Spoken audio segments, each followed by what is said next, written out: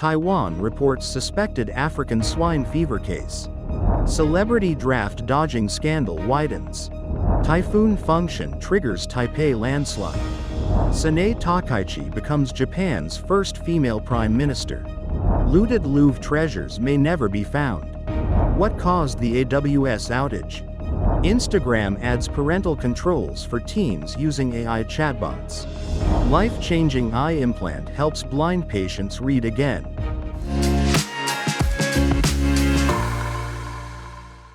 Hello everyone, I'm Oceana. Thank you for joining us on FUNDAY News. It is Wednesday, October 22nd, International Stuttering Awareness Day, and here are our top stories. And for today's Taiwan news, Taiwan reports a suspected African swine fever case in Wuqi, Taichung.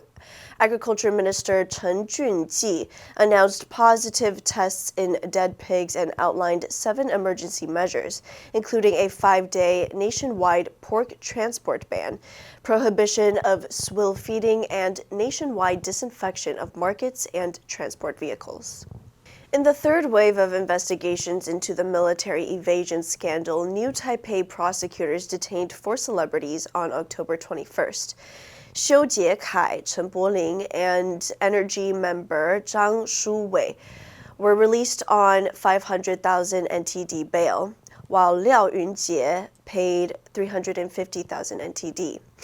Fellow Energy member Kun Da, abroad for work, returned to Taiwan early October 22nd and was taken into custody upon arrival.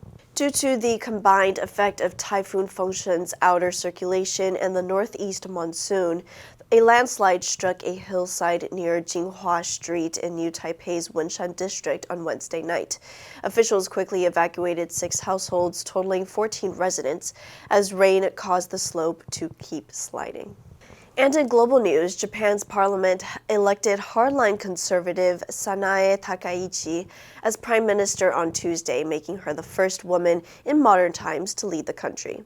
Takaichi, 64, the new leader of the governing Liberal Democratic Party, was elected by lawmakers in the lower house of parliament by a vote of 237 to 149 over her closest rival, Yoshihiko Noda, leader of the liberal opposition Constitutional Democratic Party.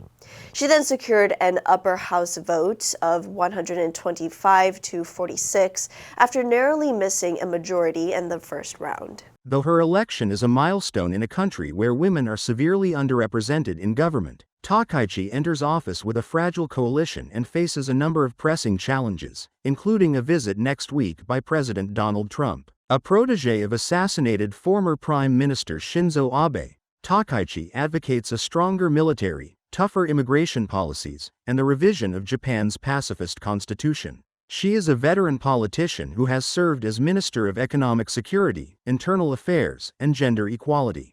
To ensure her victory, the LDP signed a deal on Monday with the Osaka-based Japan Innovation Party, or Ishin, that will pull its coalition further to the right. The Louvre Museum in Paris announced it would remain closed Monday as investigations continue into Sunday's extraordinary theft of historic jewelry. And experts say the prospects of recovering the treasures are slim. The thieves used a truck-mounted ladder to gain access to the Apollo Gallery, one of the most ornate rooms in the Louvre, through a window. Armed with tools including an angle grinder and a blowtorch, they targeted 2 high-security display cases. Paris prosecutors say it took the robbers 4 minutes to break into the gallery, snatch the jewelry, and leave. French Justice Minister Gérald Darmanin admitted that the Louvre heist exposed security failings at the museum. He said on France Inter Radio, "One can wonder about the fact that, for example, the windows hadn't been secured, about the fact that a basket lift was on a public road. What is certain is that we have failed." He added, "The French people all feel like they've been robbed." Nathalie Goulet, a centrist member of the French Senate, said she believes the jewelry has probably already been taken out of the country. She said, "I think that the pieces are already abroad. I think it's lost forever."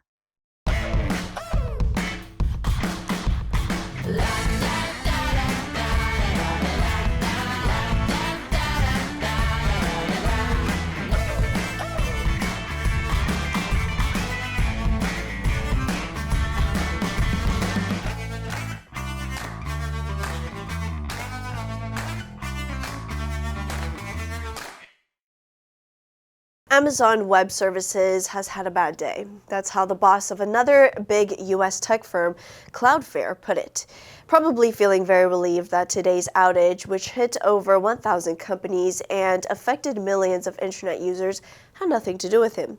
It took down major social media platforms like Snapchat and Reddit, banks such as Lloyds and Halifax, and games like Roblox and Fortnite. AWS is a U.S. giant with a large global footprint, having positioned itself as the backbone of the internet. It provides tools and computing power that enable around a third of the internet to function. It offers storage space and database management, saves firms from maintaining their own costly setups, and connects traffic to those platforms. But today, something very mundane went very wrong. A common type of outage known as a domain name system, DNS, error. People working in the tech industry will be rolling their eyes right now. This common error can cause a lot of havoc.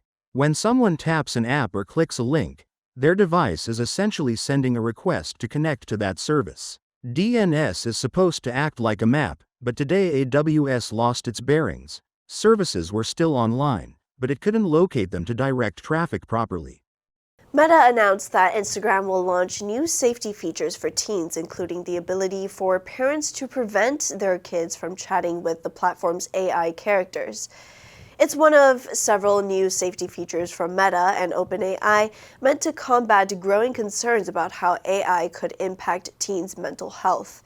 The social media giant said parents will be able to either turn off teens' access to individual chats with AI characters or just block access to specific characters. The app will also let parents see what topics teens discuss with AI characters. The company said it's building the controls now and users will start seeing them early next year. The move comes after Meta and the tech industry more broadly have grappled with criticisms from parents and lawmakers that online platforms aren't doing enough to protect children online. Concerns have also arisen about people relying on AI for emotional support and companionship. Several reports this year indicated that some people have endured emotional distress and isolated themselves from family members after developing close relationships with chatbots like ChatGPT. A group of blind patients can now read again after being fitted with a life-changing implant at the back of the eye. A surgeon who inserted the microchips in 5 patients at Moorfields Eye Hospital in London says the results of the international trial are astounding. The technology offers hope to people with an advanced form of dry age-related macular degeneration called geographic atrophy, which affects more than 250,000 people in the UK and 5 million worldwide. In those with the condition, which is more common in older people, cells in a tiny area of the retina gradually become damaged and die, resulting in blurred or distorted central vision. Color and fine detail are often lost. The new procedure involves inserting a tiny, 2 mm square photovoltaic microchip, as thin as a human hair, under the retina. Patients then put on glasses with a built-in video camera. The camera sends an infrared beam of video images to the implant at the back of the eye, which transmits them to a small pocket processor to be enhanced and made clearer. The images are then sent back to the patient's brain via the implant and optic nerve, giving them some vision again. The patients spent months learning how to interpret the images. The answer for yesterday was C, infringe. The company was sued for trying to infringe on its competitor's trademark. Did you answer correctly? Now let's delve into today's news. Sanae Takaichi becomes Japan's first female prime minister. Number 1, secure, 获得. The company secured a major contract with a foreign partner. Number 2, hardline, 强硬的，不妥协的. The government took a hardline approach to protests, refusing to negotiate. Number 3, governing, 统治的，管理的. The governing party introduced new policies to improve education. Next, we have a multiple choice question for everyone to practice. Which answer would you choose? You can write your answer in the comment section, and the correct answer will be announced tomorrow. International Stuttering Awareness Day was established in 1998 by the International Stuttering Association, International Fluency Association, and the European League of Stuttering Associations. Designated for October 22nd, the day aims to raise awareness, challenge stigma, and advocate for people who stutter around the world. And that's all for today's FUNDAY News. Be sure to tune into FUNDAY News from Monday to Friday and click the link below to join FUNDAY for free. I'm your host, Oceana, and I'll see you next time.